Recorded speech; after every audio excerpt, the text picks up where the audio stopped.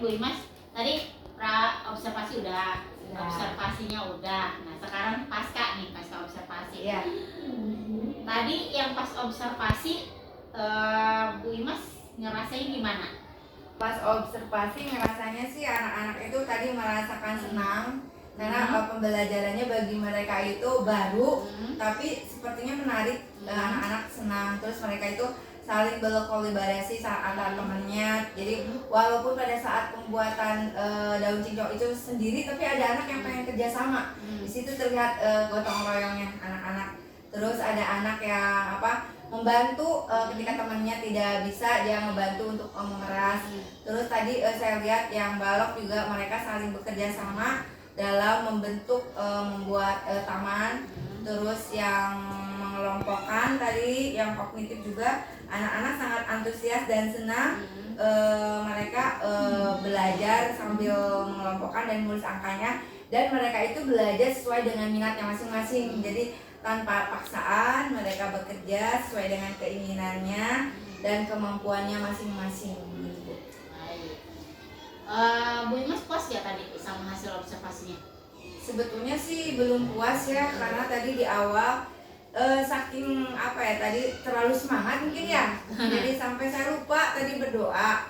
Padahal kan seharusnya berdoa itu merupakan inti dari pembelajaran.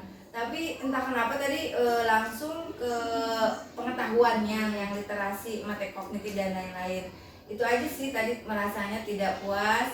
Terus tadi saya dalam melihat anak-anak, masih ada anak-anak yang masih belum dapat mengendalikan emosinya. Padahal dari awal kita sudah mempunyai keyakinan kelas bahwa di kelas itu harus anak-anak mematuhi apa yang mereka sampaikan. Tapi pada kenyataannya anak-anak tadi masih ada yang berebut, terus ada yang masih bercanda-bercanda, terus tadi juga ada sedikit yang sampai nangis gitu Bu. Itu aja sih tadi yang saya rasakan. Masih banyak kekurangannya Bu, dan perlu belajar lagi. Ada lagi nggak? Kalau yang lain sih tadi anak-anak belajarnya mereka itu menikmati ya, terus menarik kayaknya bagi mereka. Terus saya tanya satu persatu, mereka itu merasakan senang, tidak ada yang sedih.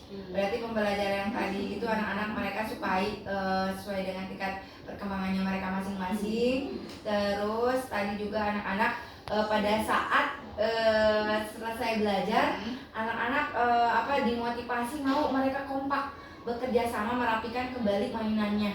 Jadi ada si anak-anak itu antusiasmenya untuk merapikan kembali tanpa kita bantu atau tanpa kita suruh, hanya motivasi doang. Mereka itu semuanya kayak kompak, sehingga kelas itu secara tidak langsung meringankan bagi guru. Jadi guru tidak usah merintah untuk merapikan kembali atau seperti apa. Jadi secara otomatis anak-anak udah merapikan langsung gitu. Di situ nilai-nilai kerjasamanya udah mulai terlihat, sama untuk merapikan kembali dan membuang sampah pada tempatnya sudah kelihatan. Oke. Baik, saya ulang ya di catatan refleksinya Bu Imas. Bu Imas sudah merasa kalau anak-anak ini udah terlihat kerjasamanya, terus secara garis besar tadi observasi Bu Imas puas, cuma ada yang kurang ya, karena tadi lupa doa ya, awal.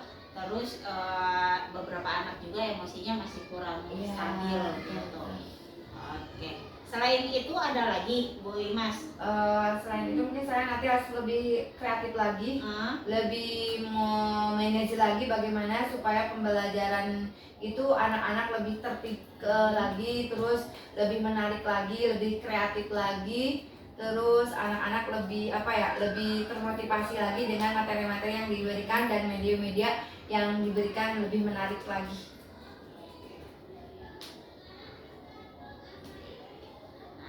Kita ke topik percakapan dan nanti ada beberapa catatan saya. Cuma saya ambil dari catatan refleksi Bu Imas ya. Jadi bukan saya yang ini mau Bu Imas yang merasa sendiri. Pertama, tadi Bu Imas merasa kurang karena ada satu step yang terlewat. Saking semangatnya. Kalau misalnya kayak gitu Bu Imas, biasanya Tadi kan doa awal lupa tuh. Pas Bu Imas ingat nanti kayak gimana tuh? Sebetulnya sih doa terus ya, belum seperti Belum ini. pernah. Belum pernah sama sekali. Doa itu karena di awal ya, jadi memang di awal, dari awal tuh sudah mulai bawa doa pembuka ya, terutama doa pembukaan Umi seperti itu ya. Kalau misalnya memang lupa sama sekali, ya mungkin nanti disampaikan kepada anak-anak. Anak-anak mohon maaf tadi Bu Guru lupa doa di awal. Nah pada saat udah saya ingat kembali. Tapi selama ini saya belum pernah. Baru kali ini. Berarti karena grogi. Mungkin ya karena grogi. Karena selama ini belum pernah Bu. Iya, karena itu paling utama Bu, doa itu. Target-target yang punya target doa yang harus pembiasaan sama kepada anak. Kalau misalnya tidak dibiasakan, nanti anak tidak terbiasa dan tidak akan hafal. Jadi doa itu memang ada target. Jadi memang wajib dan harus dilakukan. Gitu. Iya. Targetnya dibuat sama siapa? Targetnya itu udah ada program dari sekolah. Jadi per tema itu misalnya 1 ayat Al-Maun, terus misalnya hadis kebersihan, terus misalnya doa-doa niat berwudu, niat mau sholat seperti itu. Tapi kita nggak sekaligus. Jadi di awal itu pelan-pelan tapi pasti. Dan itu memang harus dilakukan, tidak bisa sama sekali tidak dilakukan. Karena lewat pembiasaan biasanya anak-anak nanti hafal. Nah, kita ke emosi siswa. Biasanya emosi siswa yang paling parah kayak gimana, Bu Imas? Pernah nggak ketemu sama yang tantrum gitu? Tantrum ya bahasanya? Iya pernah sih. Pada saat itu kan ada anak yang sedang bermain bola ya Bu ya. Nah ketika itu ada temannya kena pukul, terus si temannya itu sedih nangis. Tiba-tiba temannya membantu, malah si temannya itu lebih keras lagi membela si temannya yang nangis tersebut. Nah pada saat mereka itu kan kita kan tidak tahu ya, pas setiap ketemu kenapa itu dua anak itu kok saling pukul-pukulan Bu, tendang-tendangan sampai jorok-jorokan, kayak ada dendam gitu. Maafan, tapi berikutnya itu selalu berbuat seperti itu. Nah pas saya tanya, saya duduk, mereka duduk ditanya, digorek di ini kenapa sih bisa terjadi seperti itu. Ternyata pada saat main bola temannya kepukul, jadi si teman ini membela temannya. Padahal si temannya sih tidak perlu bantuan mukul gitu ya. Nah setelah itu jadi kayak dendam tuh berdua. Akhirnya setelah dikorek-korek, semuanya bertiga didudukan bersama. Terus yang satunya yang aku betul, yang satu si A mukul si B. Nah si B dipukul tapi dia tidak bisa berbuat apa-apa, nangis. Nah si C dendam, mukul lebih keras lagi kepada si A. Akhirnya mereka sudah dikumpulkan bersama dan lain-lain. Akhirnya mereka bersalaman bertiga dan sesuai dengan itu restitusi kemarin itu. Jadi mereka itu menyadari bahwa tindakan seperti itu tidak baik. Akhirnya semenjak kejadian seperti itu, jadi anak ketiga tersebut tidak ada lagi diulang. Jadi mereka udah baik kembali. Karena itu berlarut-larut Bu. Setelah itu dikorek-korek ternyata seperti itu. Itu melibatkan orang tua apa anaknya? Oh tidak, sama anak-anak aja. Karena kan permasalahan di sekolah tidak dibawa ke rumah. Jadi harus diselesaikan di sekolah.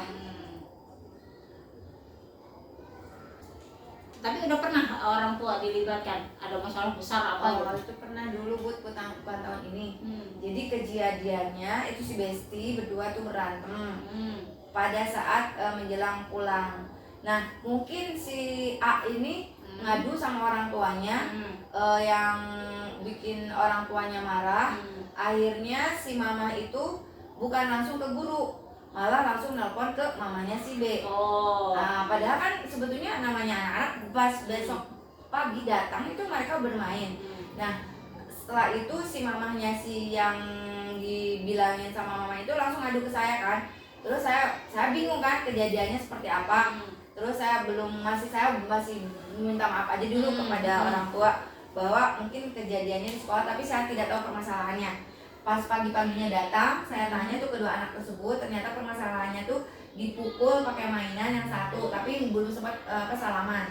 tapi itu orang tua kadung sudah terjadi percekcokan.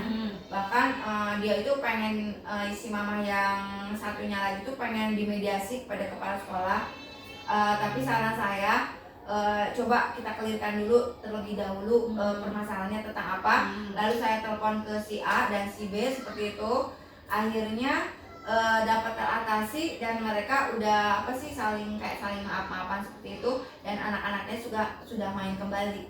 Jadi ada salah satu orang tua, maksud saya kalau ada kejadian itu jangan langsung nelpon wali murid, langsung aja ke gurunya gitu. Itu sih yang bikin rumitnya itu. Baik. Iya. Nah, terakhir tadi Bu Imam merasa harus lebih kreatif. Iya. Emang kenapa? Harus lebih kreatif itu saya tuh sebetulnya lebih senang memanfaatkan bahan-bahan dari daur ulang. Nah, dari daur ulang itu sebetulnya tadi itu cara pembuatannya bisa aja saya nanti membuat dari misalnya bekas-bekas botol mineral, saya gunting, cuci lagi sampai bersih dan lain-lain. Jadi tidak harus menggunakan yang harus dibeli, sebetulnya seperti itu sih. Saya tuh senangnya jadi mendaur ulang kembali bahan-bahan yang sudah tidak terpakai tapi bermanfaat dan bersih itu. Yang tadi emang yang digunakan beli itu tadi beli. Kenapa? Karena biasanya sih ngumpulin karena kemarin ada lomba dan lain-lain, jadi saya udah terlanjur terpakai tuh yang barang-barang bekas yang sudah saya kumpulkan, jadi otomatis jadi saya mendadak nanti beli dulu. Solusinya dengan cara yaitu tadi pagi-pagi benar-benar harus beli dulu, harus ada barangnya. Terus saya siapkan terlebih dahulu supaya pada saat pembelajaran saya tidak geduk-geduk, jadi udah siap, udah ada di tempat. Nah, itu kan tadi Bu Imas ngerasa saya hari ini kurang puasnya karena saya beli gitu. Ya. Nah, untuk solusi selanjutnya apa? Untuk solusi selanjutnya seperti biasa mengumpulkan dari barang-barang yang tidak terpakai. Ya, saya itu lagi mulai dikumpulkan lagi. Pembelajaran ya. Tadi Bu Imas merasa ada yang kurang nggak?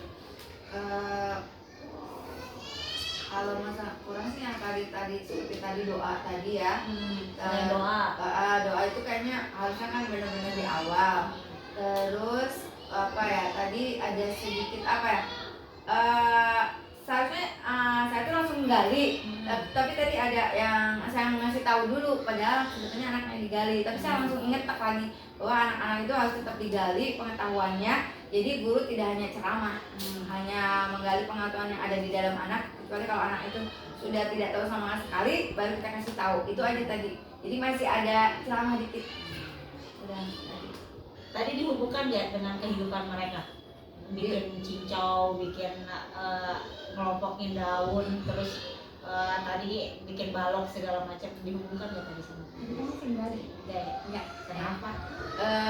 Karena saya itu tadi tuh terpaku terhadap pembelajaran anak pada saat itu. Sebetulnya daun cincau itu bisa sih dihubungkan kepada anak-anak, bahwa daun cincau itu bisa menghasilkan uang, nanti bisa dijual sama anak-anak kalau misalnya udah jadi, atau nggak di sekolah nanti bikin daun cincau itu untuk dijual. Terus nanti boleh anak-anak memetik daun cincau yang ada di halaman sekolah, boleh nanti dibawa ke rumah misalnya buat praktek sama mamahnya sama adiknya gitu.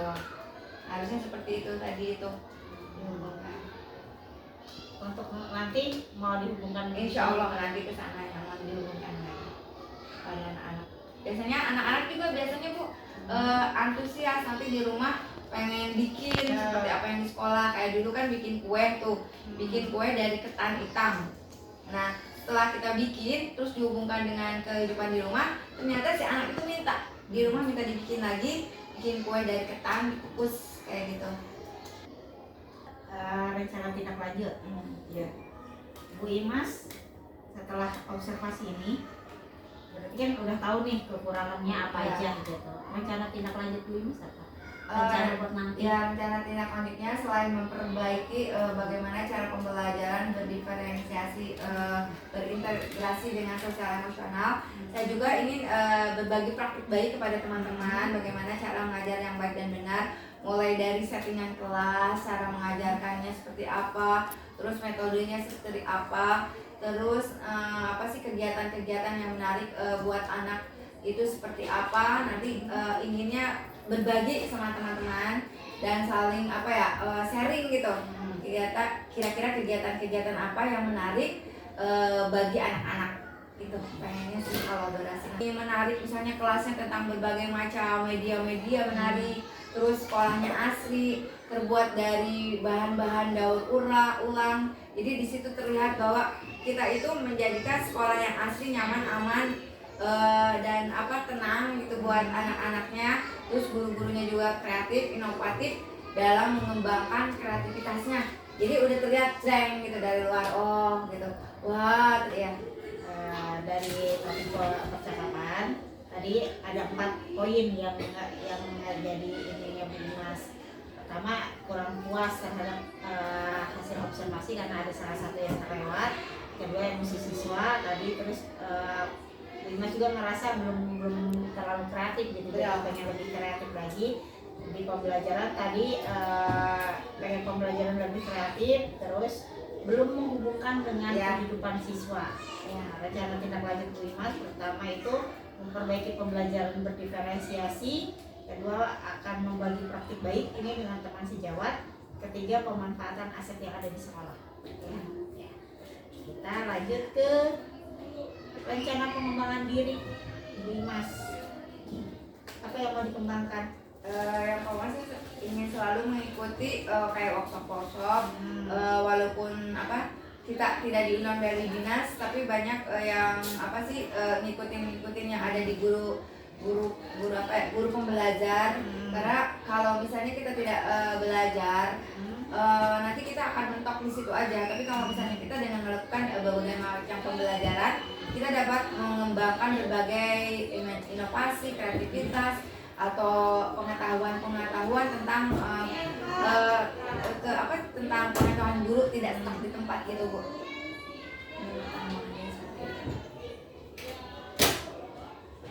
Dua berarti ya, pelatihan. Ya. Kedua, workshop Ya. mau daring maupun luring. Ya. Belajar juga dari para senior tentang apa sih pembelajaran yang menarik dan menyenangkan. Terus kalau bisa sih pengen studi banding juga Bu. Jadi kita bisa melihat secara langsung bagaimana pembelajaran yang baik dan benar sesuai dengan kurikulum Merdeka ini Bu. Jadi studi banding kayak gitu. Studi banding kemana rencananya? Pengennya sih ke Jogja atau nggak kemana, ke sekolahnya Pak Amin Rais kayak gitu. Ya. Oh, Pak Amin Rais di sekolah? Ada. Oh. Yang jauhnya sih pengen keluar negeri tapi belum. Pengen itu juga saya. Itu baru pengen. Oke. Kita ke tujuan dulu deh ya. Ya. Bu Imas mau ikut pelatihan tujuannya buat apa? Untuk mengembangkan pengetahuan saya supaya apa sih update tentang pembelajaran yang akan diberikan kepada anak. Ya. Oke. Ukuran keberhasilannya ikut pelatihan, Bu Imas ngerasa itu berhasil kalau apa?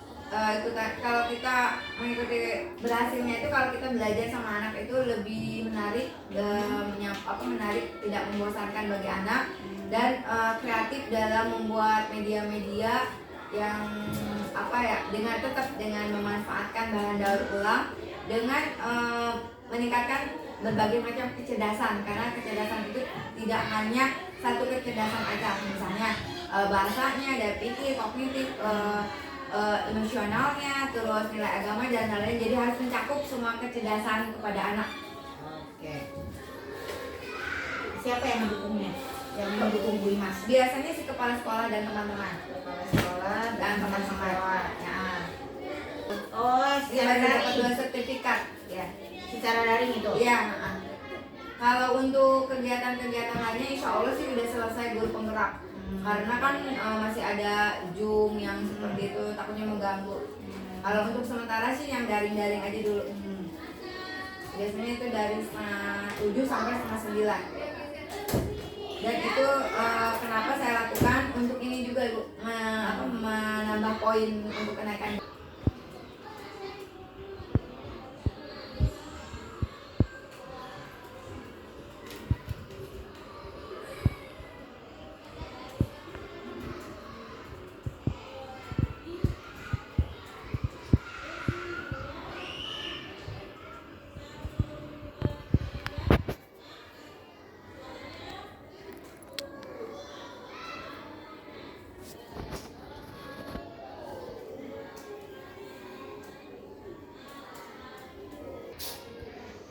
kegiatan aktivitas pengembangan, Bu Imas rencananya nanti ikut pelatihan. Tujuannya untuk mengembangkan kompetensi diri, terus ukurannya anak menjadi lebih aktif gitu. Terus pendukungnya kepala sekolah dan rekan sejawat. Ini waktunya insya Allah akan dilakukan setelah selesai grup gerak. Yang kedua, workshop daring maupun luring.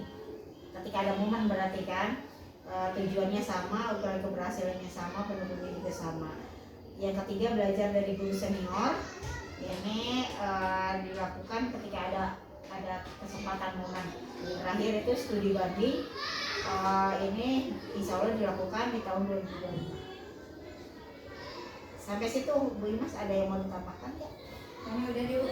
Udah. Iya, udah. Udah banyak ya? Iya.